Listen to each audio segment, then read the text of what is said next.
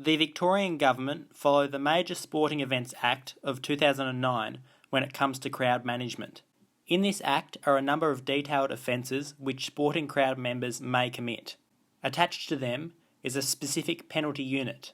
A penalty unit is simply a way that the government classifies how much a fine will cost.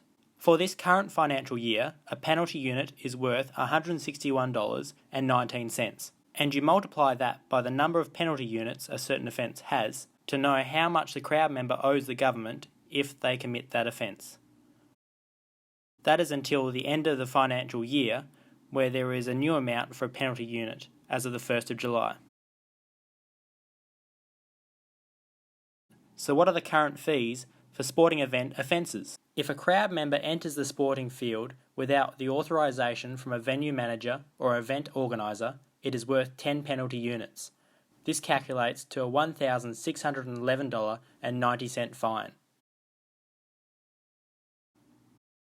If a crowd member enters the competition space and disrupts a game without a reasonable excuse, it is worth 60 penalty units.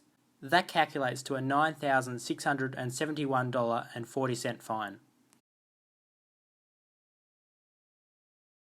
Throwing or kicking a bottle, shoe or other projectile in an event venue is a 20 penalty unit offence. That will result in a $3,223.80 fine. It's worth 10 penalty units if a crowd member deliberately obstructs the view of other people seated in a stadium with no reasonable excuse. That will be a $1,611.90 fine.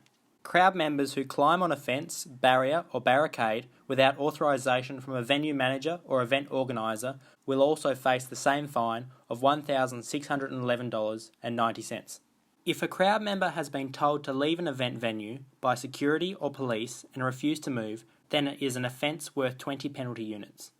Not only will this person be fined $3,223.80, they will also be physically removed from the venue by police using whatever force is necessary.